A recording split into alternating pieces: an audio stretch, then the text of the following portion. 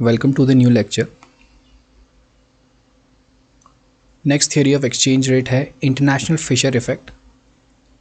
सो जैसे purchasing power parity theory exchange rate equilibrium को समझाने के लिए इन्फ्लेशन रेट्स का यूज़ करती है, similarly international Fisher effect exchange rate equilibrium को समझाने के लिए इंटरेस्ट रेट का यूज़ करता है.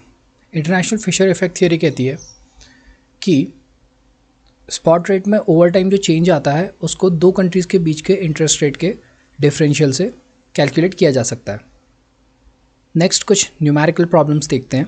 सो पहला न्यूमेरिकल प्रॉब्लम, इसमें स्पॉट रेट दिया है ₹44.00350 पर $. 6 month forward rate is ₹45.0010 per $. Annualize interest rate on 6 month rupee, यानी कहने का मतलब है अगर रुपीज़ में इन्वेस्टमेंट किया जाए इंडिया में तो उसमें जो इंटरेस्ट रेट एप्लीकेबल होगा वो 12% होगा, और अगर यूएस में इन्वेस्ट किया जाए तो उसमें जो इंटरेस्ट रेट एप्लीकेबल होगा वो 8% होगा. सो क्वेश्चन पूछता है कि क्या आर्बिट्राज अपॉर्चुनिटी यहाँ पर अवेलेबल है.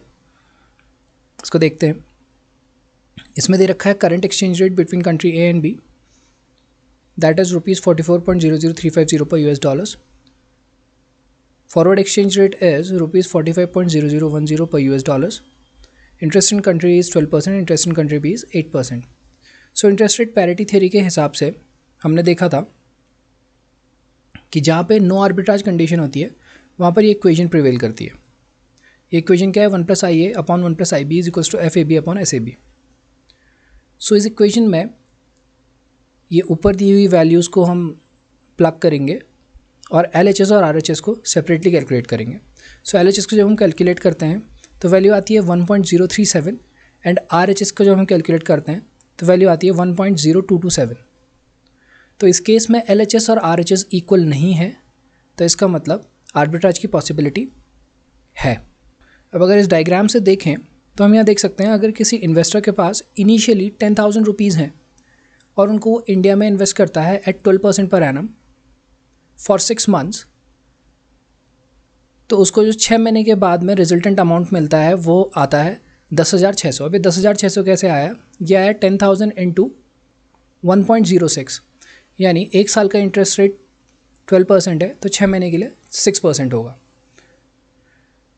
दूसरा उसके पास रूट होता है कि इस 10,000 रुपये को वो कन्वर्ट करे डॉलर्स में एट स्पॉट एक्सचेंज रेट, और फिर उन डॉलर्स को वो इन्वेस्ट करे यूएस में एट 8% पर एनम फॉर 6 मंथ्स, और 6 मंथ्स के एंड में उसको जो अमाउंट मिलता है वो होता है $236.3448.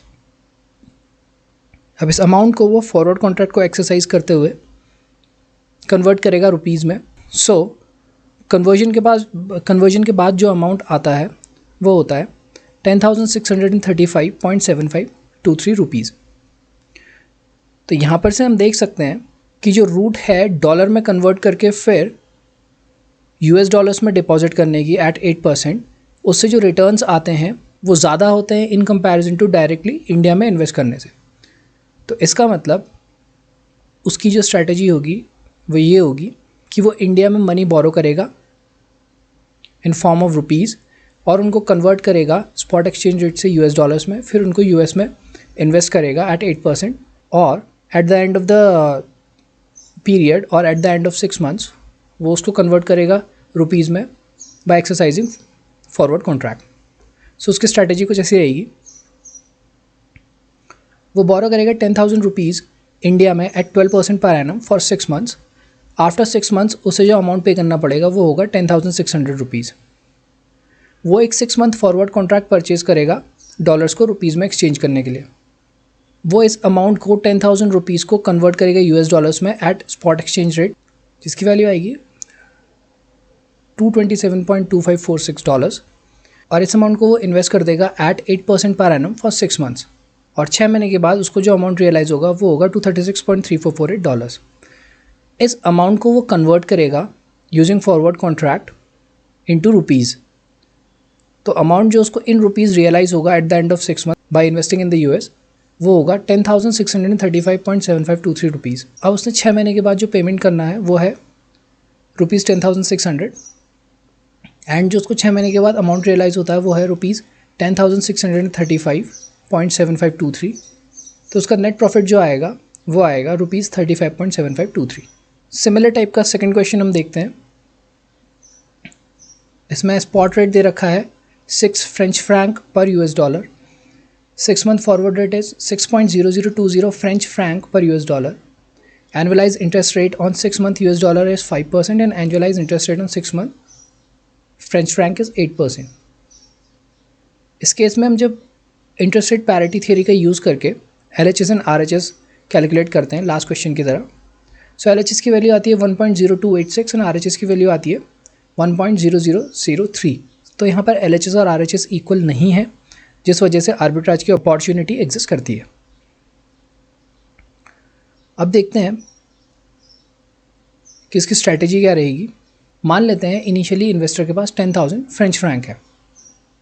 अब उसके पास दो ऑप्शंस है, या तो वो इनको फ्रांस में इन्वेस्ट करे एट 8% या फिर इनको US में इन्वेस्ट करे एट 5%। इन केस वो फ्रांस में इनको इन्वेस्ट करता है एट 8% पर एनम फॉर 6 months, तो उसको जो अमाउंट रियलाइज होता है eight the end of 6 months वो होता है 10,400 फ्रेंच फ्रैंक। सेकेंड ऑप्शन है कि वो इन 10,000 फ्रेंच फ्रैंक्स को कन्वर्ट करे US डॉलर्स में using the spot exchange rate, जो कि इक्विवेलेंट US डॉलर अमाउंट होता है 1,666.6667। इस अमाउंट को वो इन्वेस्ट करे एट 5% इन द US और उसको जो अमाउंट रियलाइज होगा eight the end of 6 months वो होगा 1708.3334 डॉलर्स। इस अमाउंट को वो कन्वर्ट करेगा using forward contract French Franks में, और जो इक्विवेलेंट फ्रेंच फ्रैंक वैल्यू आएगी वो होगी 10,253.4171। यहाँ से हमको ये देखने को मिलता है कि जो इन्वेस्टर है अगर वो फ्रांस में इन्वेस्ट करेगा एट 8% तो उसको जो अमाउंट रियलाइज़ होगा वो ज़्यादा होगा। तो इसीलिए इन्वेस्टर US में in the form of dollar borrow करेगा, उनको फ्रेंच फ्रैंक में कन्वर्ट करेगा और फिर उसको इन्वेस्ट करेगा फ्रांस में एट 8%। सो इसकी जो स्ट्रैटेजी होगी वो आपके लिए एक एक्सरसाइज की तरह है। लास्ट क्वेश्चन में जो स्ट्रैटेजी बनी थी सिमिलरली वैसे ही बनेगी, बस पैटर्न ये वाला फॉलो होगा।